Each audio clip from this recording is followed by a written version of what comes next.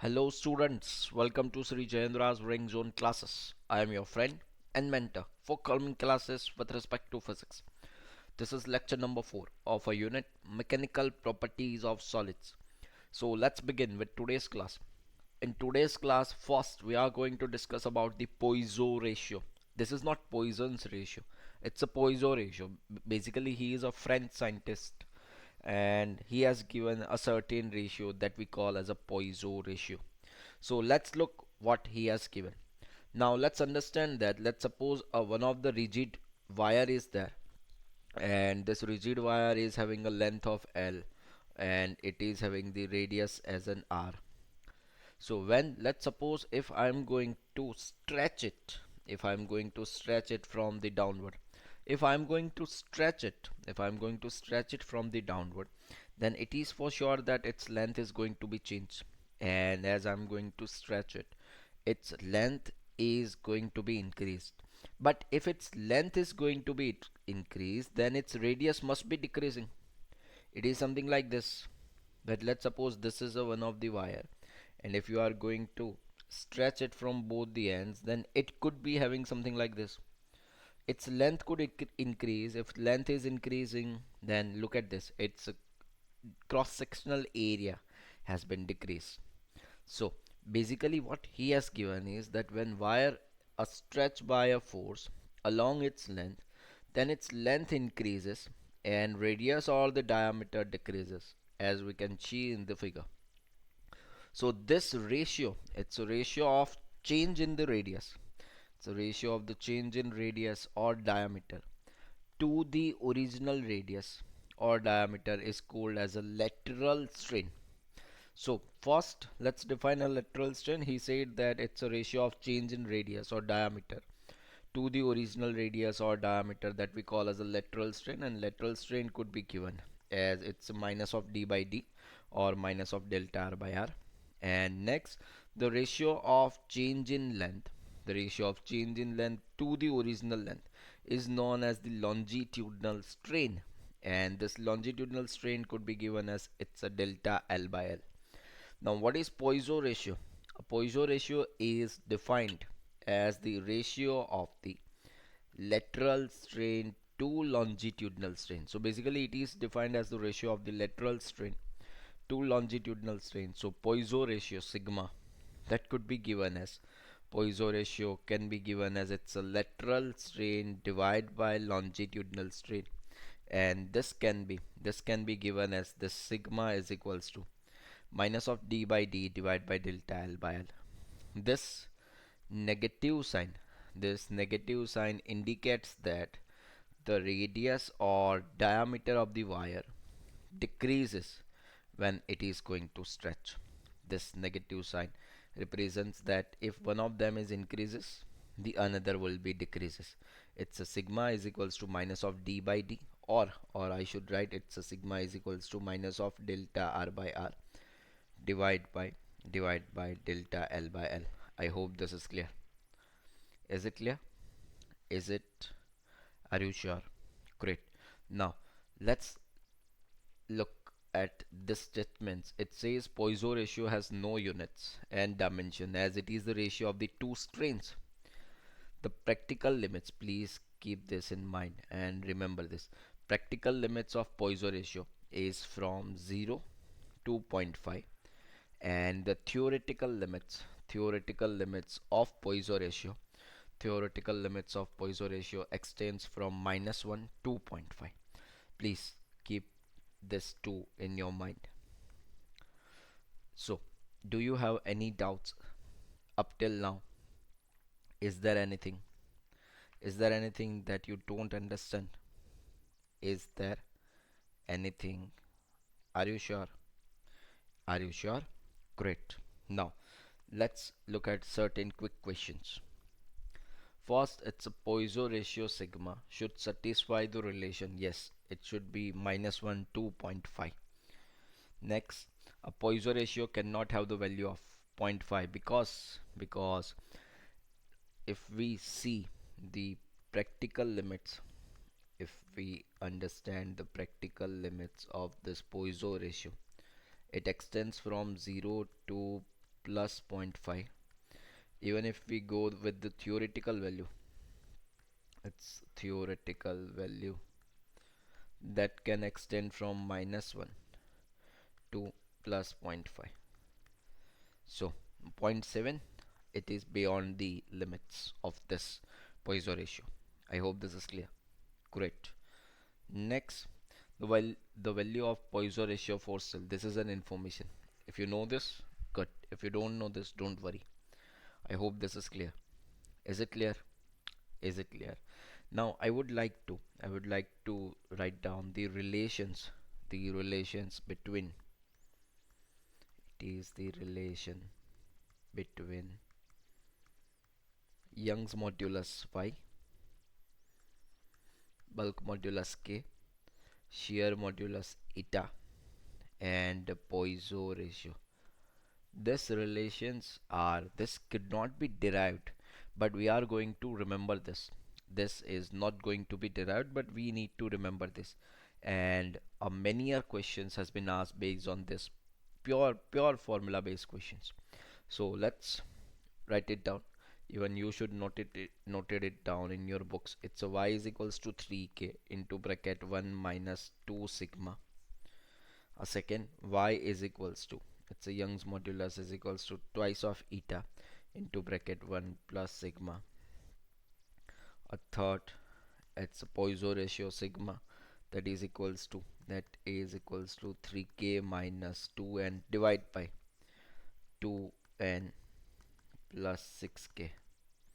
And fourth, that would be equals to 9 divided by y, that is equals to 1 by k plus 3 by eta. It's a shear modulus. I hope this is clear. So please do remember this. Please do remember this. This will help us to get the questions done. I hope this is clear. Is it clear? Is it? Are you sure? Are you sure? Do you understand this? Do you understand this? Are you sure? Let's look at one of the question. The question says that for a given material, for a given material, the the Young's modulus is 2.4 times modulus of rigidity.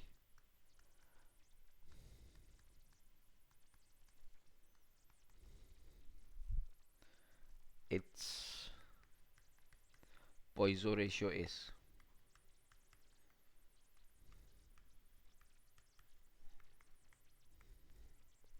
So what I need to do is that I have been given the Young's modulus y is 2.4 times of modulus of rigidity. It's an eta shear modulus.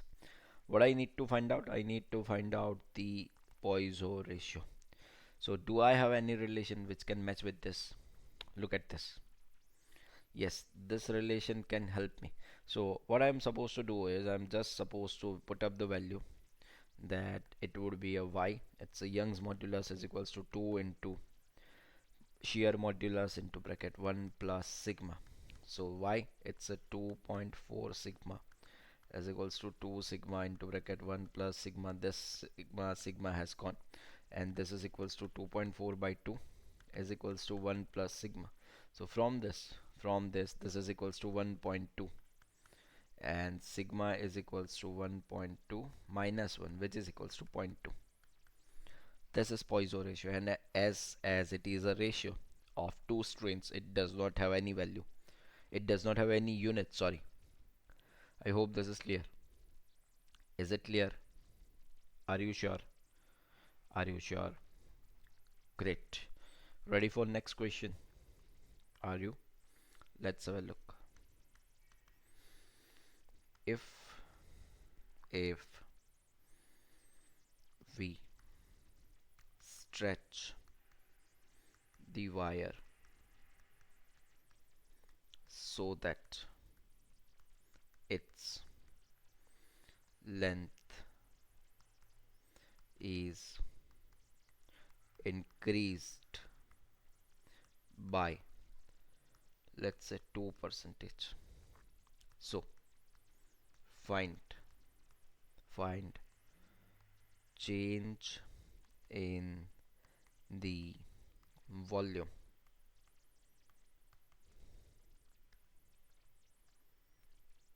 So what I need to do is that, let's look at this. This is the situation that we are going to stretch this wire, and so that let's suppose its length is going to be increased. But if length is going to be increased, then it means its radius is going to decrease. It is as simple as that. So if it is as simple as that, always considered according to Poisson ratio,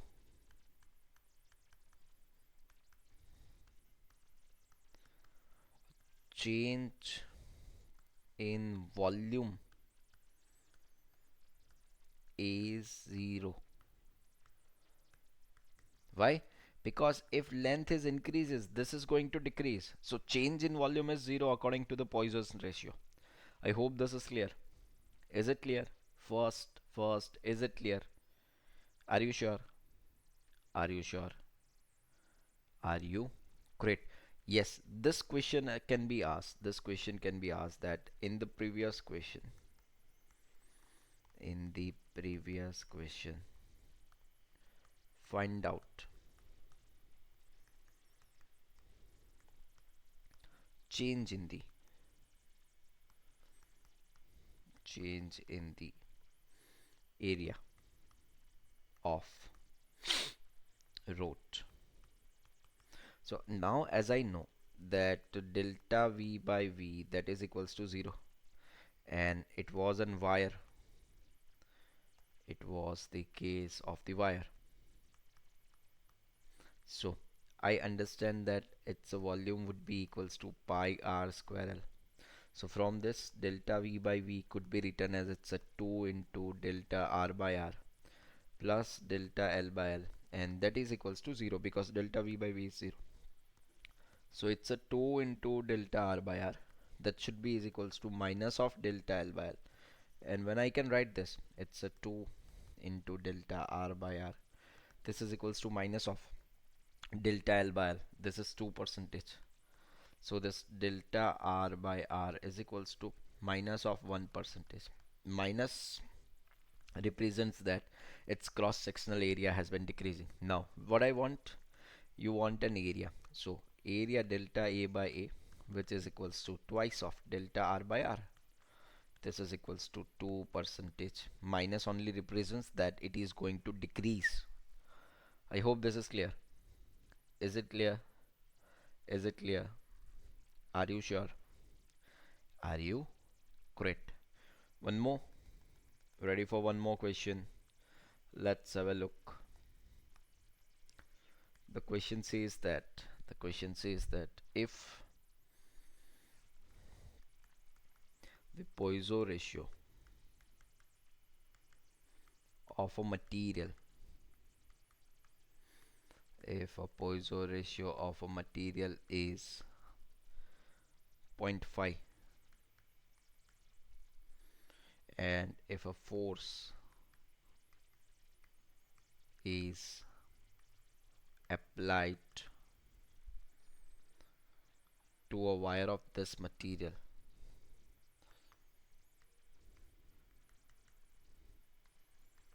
if a force is applied to this wire, there is a decrease in cross sectional area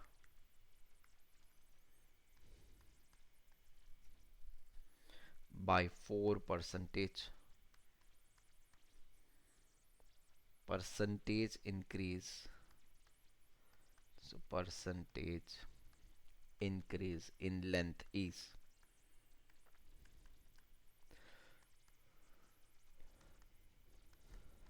So how will you do this? first let's check it out what all they have given me. They said if a Poisson ratio of a material is 0.5, so sigma is given, it's a 0.5 which is equals to 1 by 2. If a force is applied to this wire, there is a decrease in cross-sectional area. So decrease in cross-sectional area, it's a delta A by A which is equals to minus of 4 percentage. If it is a delta A by A, it would be a 2 delta R by R which is equals to minus of 4 percentage. So from this, it's a delta R by R which is equals to minus of 2 percentage. Great. If there is a decrease in cross sectional area, percentage increase in the length. Okay, so I want delta L by L, it's what? So if I understand the Poisson well, I can write like this, it's a sigma is equals to minus of delta R by R divided by delta L by L. This is half, this is equals to minus of delta R by R, it's a minus of 2 percentage divided by delta L by L. So from this delta L by L, this is equals to, this is equals to minus of 4 percentage. I hope this is clear. Is it clear? Is it clear? Are you sure? As this is going to increase, I can write this as a positive, it's a delta L by L that is equals to 4 percentage. So even here you can observe that cross sectional area has been decreased by 4 percentage, and percentage increase in the length is past. So even if you understand the Poisson well, you can write like this, it's a delta V by V that is equals to delta A by A plus delta L by L. Yes, as I understand that this is going to be 0, because if you are increasing the length, ultimately you are decreasing the cross sectional area, or even vice versa of this is true, that if you are decreasing the cross sectional area, you are increasing the length. So this delta V by V is 0, that should be is equals to, that should be is equals to, this is equals to, if this is minus of 4 percentage plus delta L by L, so this delta L by L is equals to 4 percentage. That's it. This is what we have derived according to the Poisson. I hope this is clear. So basic fundamentals are the same, that your volume is not going to change unless and until you put on something on your object. Your volume remains the same. And if your volume remains the same, you need to apply a simple, formulas, that your volume remains the constant, and you can use the always the formula of errors when you are dealing with the mechanical properties of solids, because whatever the changes would be, mostly they are the changes within the error limit of less than 5 percentage, so we can happily use it. I hope this is clear. Does it clear? Are you sure? So now let's switch on to the strain energy. Let's have a look. What is strain energy? So when a wire has its natural length, the potential energy corresponding to the atomic and molecular forces is minimum. Now when this wire is going to deform, internal forces, what we call as a restoring forces, are set up. And now as work is set up, as a force is set up, displacement is there, work is to be done.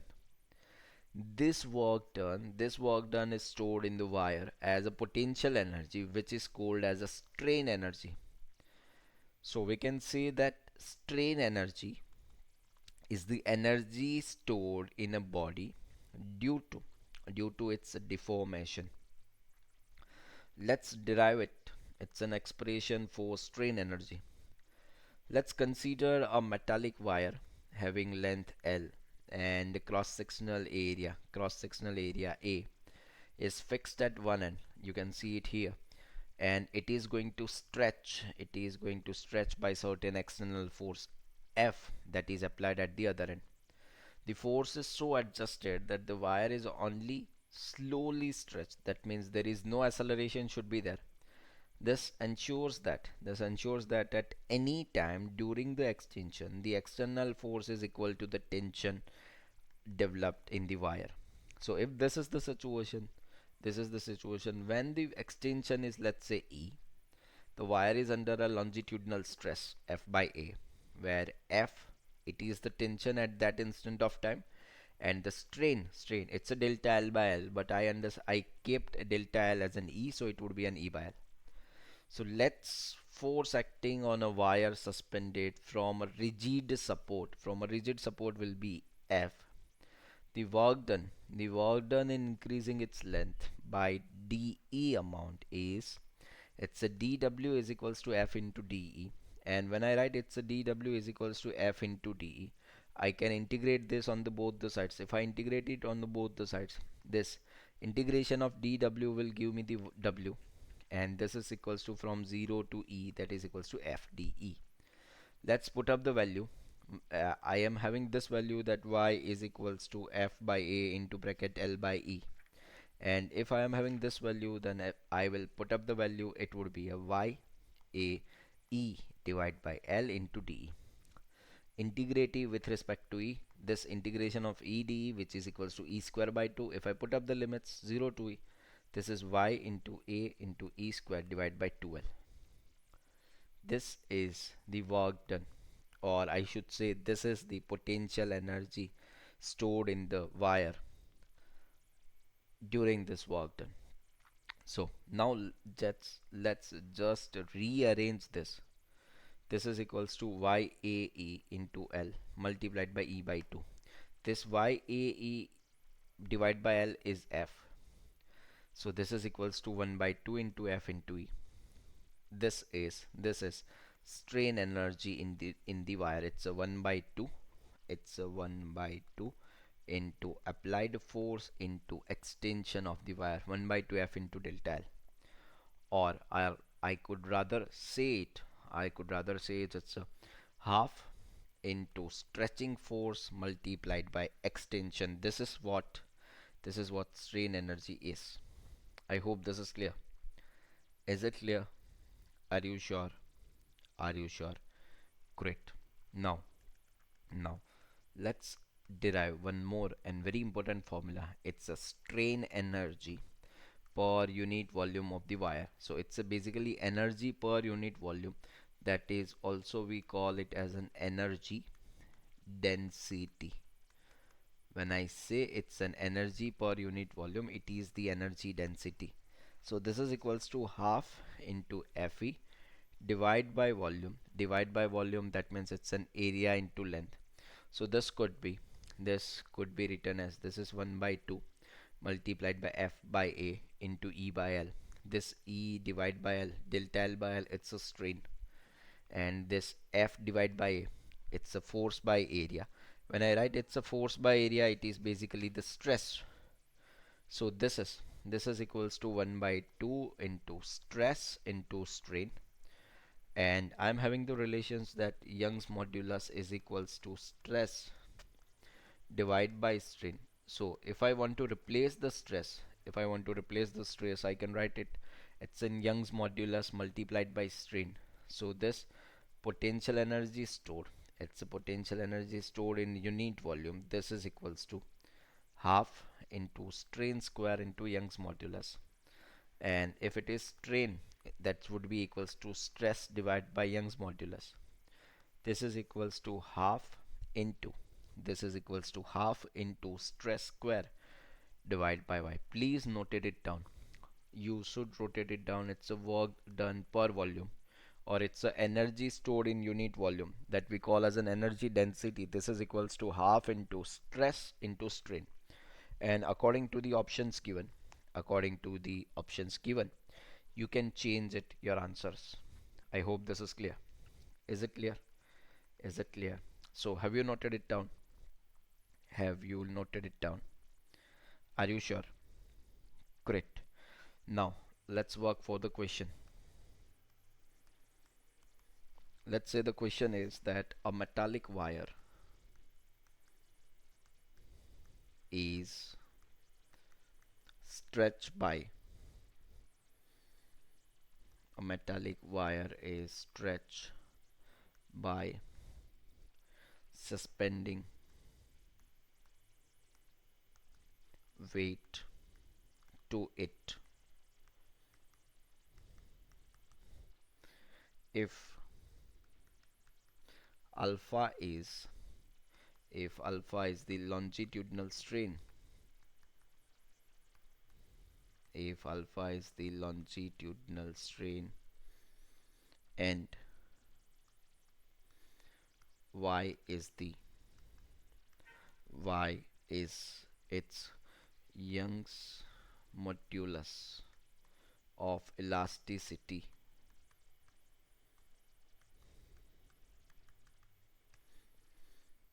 find out elastic potential energy, find out elastic potential energy per unit volume.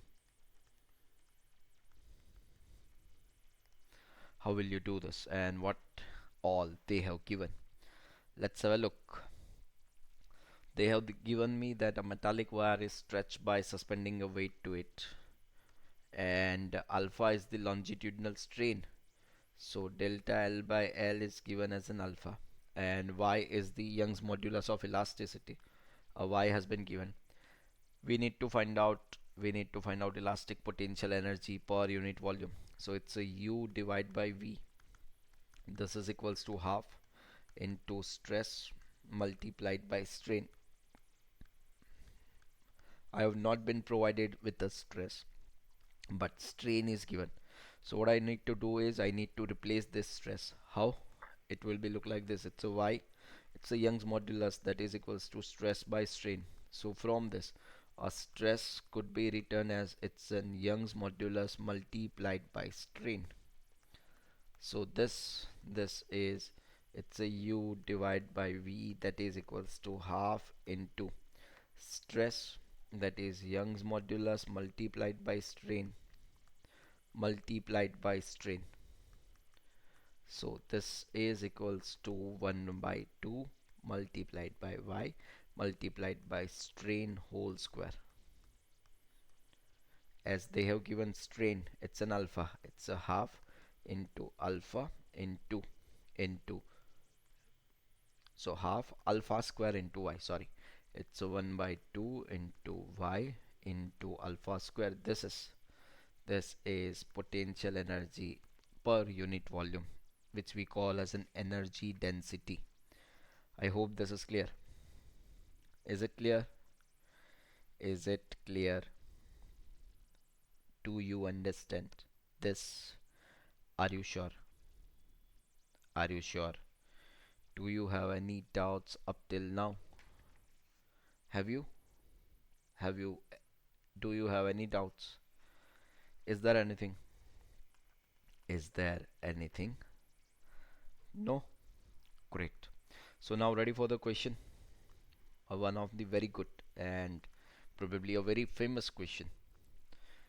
It says that, let's suppose, first understand the diagram, that this is a bar, is having mass m, length l, and it has been hanged with a certain rigid support, something like this. The Young's modulus of elasticity of this wire is phi, and its area of cross sectional is a.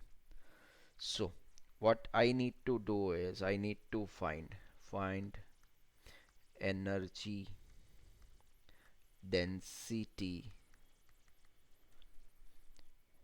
at distance x.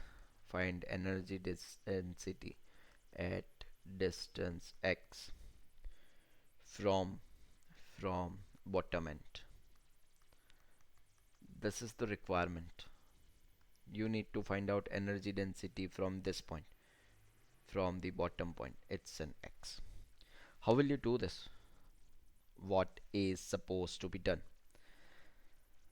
So when I say it's an energy density, it is an energy density, that means it would be equals to half multiplied by stress multiplied by strain. I required this many numbers. I required a stress, I required a strain, and half would be always mine. So how will I do this? How will I do this? What is to be done? What is to be done? So what I understand or what I thought is that I'm going to replace this strain, and if I'm going to replace this strain, that would be, it would be equals to half into stress whole square divided by y. This is the energy density, so this would be the strategy. So first I need to find out a stress at this location. How do I do it? So as we have already did this, let me redraw this. This was the situation and this is the location x. So at this point, stress, that is equals to force divided by area. And when I write it's a force by area, I understand this force is equals to, it's a total mass m divided by total length L multiplied by x into g. Its area of cross sectional is always a, there is no change in it. So this force by area, or I should say it's a stress, that would be equals to mxg divided by L into a. Now what I want, it's an energy density. This is the energy density, that is equals to, 1 by 2 into stress square divided by Young's modulus. So if I'm going to apply this, it would be an half multiplied by m square g square x square divided by L square a square into Young's modulus. It's a 1 by y. I hope this is clear. So this would be the answer. This is the energy density. I hope this is clear. Is it clear? Is it? Are you sure? Okay. Shall I extend this question? Shall I? Let's have a look. They will ask me that in the previous question. In the previous question, find find total elastic potential energy stored in the bar. You need to find total elastic potential energy that is being stored in the bar. How will you do this? How will you do this? Now you already have the energy stored, but it is an energy per density. So basically it's an u by v that I contain, that is equals to, half into m square g square x square divided by y into a square into L square. So I can write it's a u that is equals to half into m square g square x square divided by y into a square L square multiplied by volume. And to write down the volume, I will choose it as an a dx. So basically this is a du. It's an energy stored in that small segment. If I want a total energy stored, I need to integrate this on both the sides. This is going to be integrated from 0 to L, and this will give me the total potential energy stored in this wire. So this is going to be, it is the, just I need to integrate this x square. So this is equals to 1 by 2, keep it aside, it's an m square g square multiplied by a divided by, it's a y a square L square. This is going to be integrated by x square dx from 0 to L. I hope this is clear. Yes. So here a is there, here a square is there, this two powers has been gone. This will be equals to half into m square g square divided by, it's a y into a into L square multiplied by, this is integration of x square dx. And when I write it's an x square dx, this is equals to x cube by 3 from 0 to L. So this is going to be half into m square g square divided by y a L square multiplied by L cube divided by 3. So this is L square. This is L cube. One of the power will be left. It's a 1 by 2 and 1 by 3, which is equals to 1 by 6 multiplied by m square g square L divided by Young's modulus into cross sectional area A. So this is m square g square L divided by 6ay. This is a very good question. So do you get the idea? Always remember that half into stress into strain. It's an energy per volume. It is not an energy. So please do not commit a mistake over there. And if you have been passed through it easily, then your task will be done. I hope this is clear. Is it clear? Is it great? So shall we move to the quick questions? Shall we? Are you ready for it? Let's have a look. It says that the work done by stretching force. It's a work done by stretching force is equal to the work done by stretching force is always equals to the energy gained by the wire. Thermal stress, no. It is going to be the energy gained by the wire. This work done is being stored in fact in a form of a potential energy. Next, strain energy. Strain energy was half into F into delta L. So it's a 1 by 3, no. 1 by 3, no. 1 by 2 into load into extension, yes. It's a 1 by 2 into F into delta L. 1 by 2 into mass into acceleration, no. Next, next. It's a work done. Work done per unit volume. This is equals to half into strain into stress. Next, a strain energy per unit volume. Basically, it is having a two forms. Let's derive both. It's a U by V. That is equals to half into stress multiplied by strain. And we already have this, that Young's modulus is equals to stress divided by strain. So if I'm going to replace the stress, this U by V is equals to half into stress would be equals to Young's modulus multiplied by strain whole square.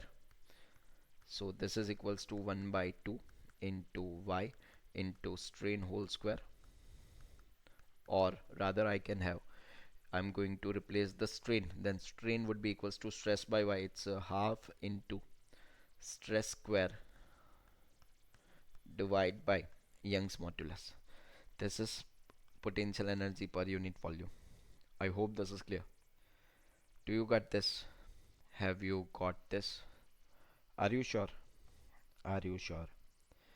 Great. So this is all about the strain energy. Now we are going to see the applications of elastic behavior of materials. So let's see is these are very interesting aspect of this unit, that we are going to observe this applications that has been directly linked with the practical life. So let's see. The elastic behavior of material is required when we design a bridges or constructions of the home and molds, or in machineries, that different machines has been designed, that is, let's say cranes has been designed for industries and all that. So let's first discuss that what is the situation when we build or when we design bridges and buildings. A bridge is so designed that apart from its own load, it should be able to withstand the load of the traffic. And to withstand the force of the wind, we use beams and columns. Similarly, in designing buildings, beams and columns are used. So in both these cases, the beams bend and the columns may break down under the load. Do you understand what is beam and what is column? Have you? Have you?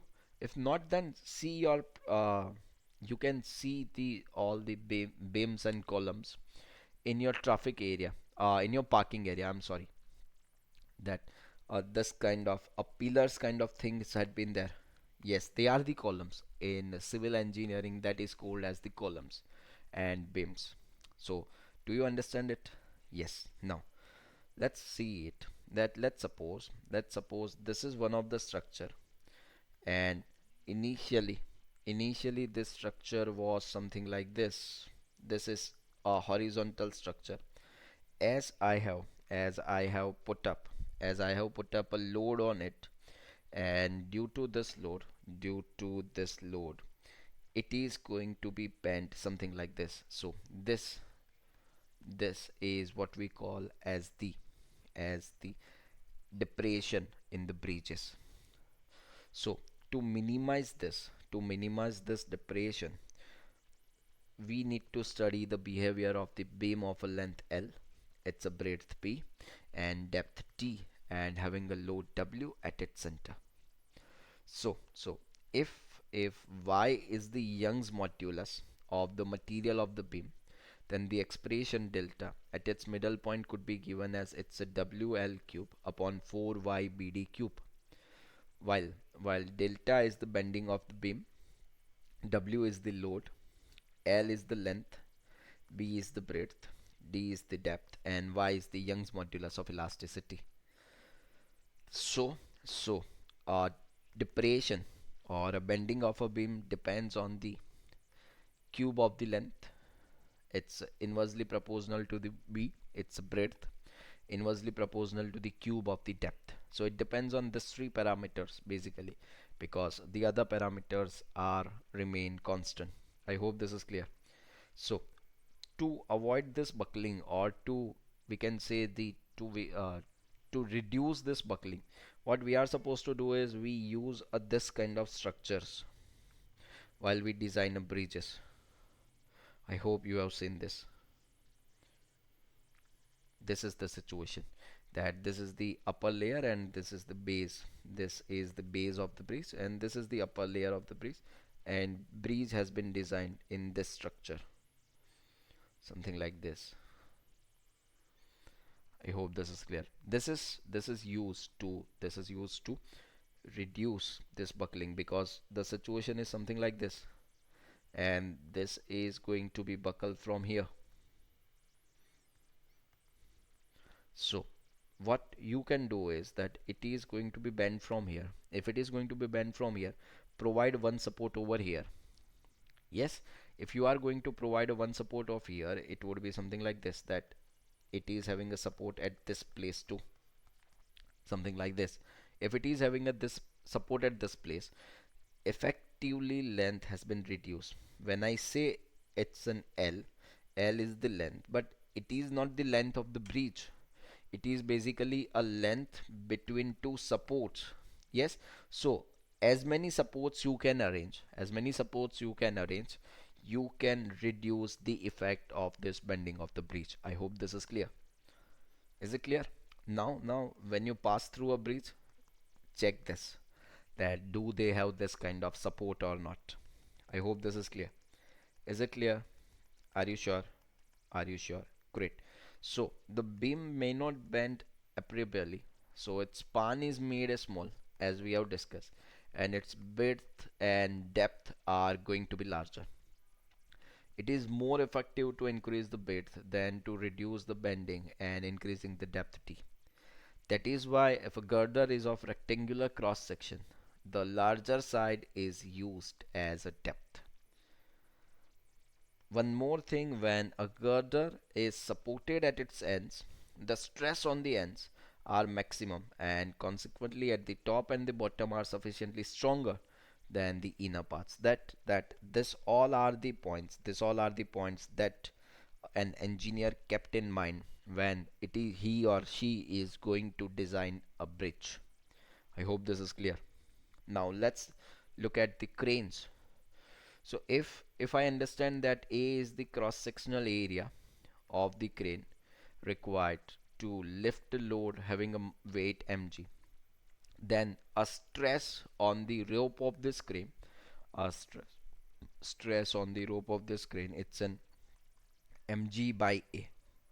Now to prevent the permanent deformation of the rope, because what happens now, why do you use a crane? Because you need to pull up a very heavy load from one location to another, and it is might possible that that load is so high, that mg is so much higher, that it can create a permanent deformation to the rope.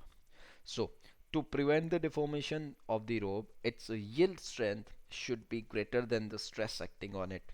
We have discussed this yield point when we were discussing a stress versus strain curve. So its yield point should be greater than or equals to mg by a, or I should say its cross sectional area of this wires should be greater than or equals to mg by sy. Let's take an example, that suppose if we have to lift a load of 10 metric tons.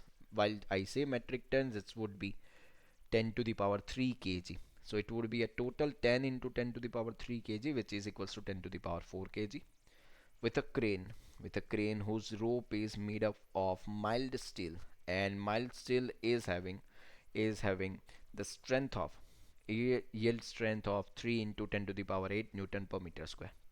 So if I look at the area, cross sectional area, put up the value, that would be equals to 3.3 centimeter square. So to provide a large margin of safety, a thicker rope of cross sectional area approximately multiplied by 10 times, this is required for the safety purpose, is used. 33 centimeter square is used for a rope of the circular cross section. And thus if area is equals to pi r square, I required an area of 33 centimeter square. From this, a radius of each wire is to be used. It should be of 3 centimeter. I hope this is clear. Yes, this is to be taken care when we design a crane to pull something. Next, it's a maximum height of a mountain on the earth. By considering the elastic properties of the rocks, the maximum height of a mountain on the earth can be assessed. So let's say that if h is the maximum height on the mountain and rho is the average density of the material, then shear stress on the rocks at its bottom shear stress on the rocks at its bottom is h rho g. Here please keep this in mind, that h rho g is not the pressure, as the sides of the mountains are free. Here it is not the pressure, it is just the stress on the rocks at its bottom. So in fact this force acts vertically downward and approximately represents the shear stress further. So yield strength for a typical rock could be 3 into 10 to the power 8 newton per meter square. So from this, it's an h rho g is equals to 3 into 10 to the power 8 newton per meter square. I am having a rho, I am having a g. From this I can have the h, and this h could be equals to 10 kilometer. This h is equals to 10 kilometer is even it is more than the height of the highest mountain on the earth, that we call as in Mount Everest. Its height is just 8.9 kilometer. So this its capacity is even greater than that. I hope this is clear. Let's look at the last application. It's a pillars and columns. This is the shape we are talking about. Let's look at this and this. I hope this is clear. Yes, this use of pillars and column is very common in buildings and bridges. So a pillar with round end shows less support of load than that with a distributed shape at the ends. This is the one of the show when it is having just the round shape, unless then it is kept like this that we have discussed. It is something like that. Yes. So the precise design of a bridge or building has to take into account the conditions under which it will function. So the cost and long time span, reliability of usable materials, and all this is being considered when you design a pillars or columns or even the buildings. I hope this is clear. Is it clear? Is it clear? So let's wind up this session over here. This was all about the strain energy, and then we understand the Poisson ratio as well as we have discussed the applications of the elastic behavior of the solids. So please revise this unit thoroughly. It is having a very high amount of theoretical data, that what should be this, what is elastic fatigue, what is elastic after effect, and everything, what is yield point, what is yield strength, what is breaking force. So please go through the NCRT as well, revise the class note, go through the NCRT, and just jump to the question answers. I'm definitely sure that question answers can be done by you, but if it is going to be solved by you yourself only. Yes, this is a physics which cannot be read. This is going to be done. Have your pen, have your paper, and start working on it. It is only the way. It is only the way to make a physics. I hope this is clear. Thank you. Have a good day. Take care.